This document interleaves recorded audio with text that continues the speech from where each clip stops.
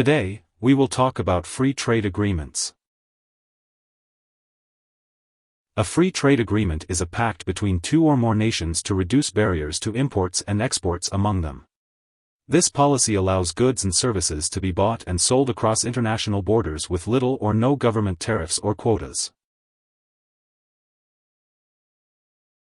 In the modern world, free trade policies are often implemented through formal agreements between nations. Governments do not necessarily need to take specific action to promote free trade. For example, free trade policies may simply be the absence of any trade restrictions.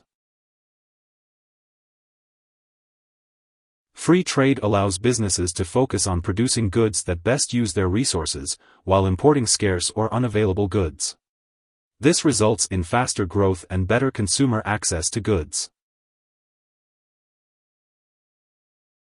In the past, global trade was dominated by mercantilism, which prioritized having a favorable balance of trade and accumulating gold and silver. Ricardo introduced the theory of comparative advantage, which states that countries can attain the maximum benefits through free trade by producing goods they can make more cheaply. Free trade has allowed many countries to attain rapid economic growth by focusing on exports and resources where they have a strong comparative advantage. Free trade creates a competitive environment, which allows for lower global prices for resources and finished goods, ultimately increasing the buying power for all consumers.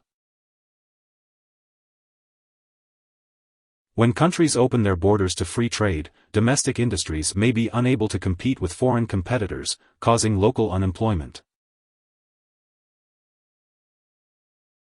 Free trade can make countries more dependent on the global market, which may create strategic risks during times of war or crisis. Free trade policies are less popular with the general public, who have concerns about unfair competition and loss of good-paying jobs to foreign manufacturers. Financial markets see free trade as an opportunity to open the potential of domestic producers to new markets, but completely free trade in the financial markets is unlikely.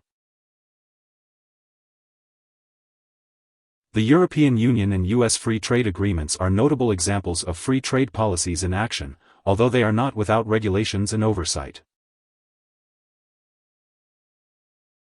China established free trade zones to facilitate foreign investment and business development by relaxing national regulations in key areas.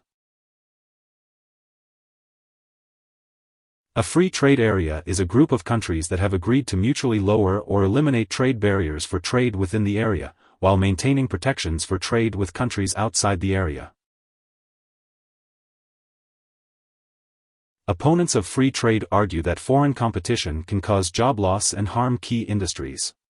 They also raise concerns about manufacturing operations moving to countries with fewer regulations, or weak IP laws leading to technology theft. Here are 3 key takeaways. 1. Free trade agreements reduce or eliminate barriers to trade across international borders. 2. Free trade is the opposite of trade protectionism. 3. In the US and the EU, free trade agreements do not come without regulations and oversight. Hope this would help. Thanks for watching.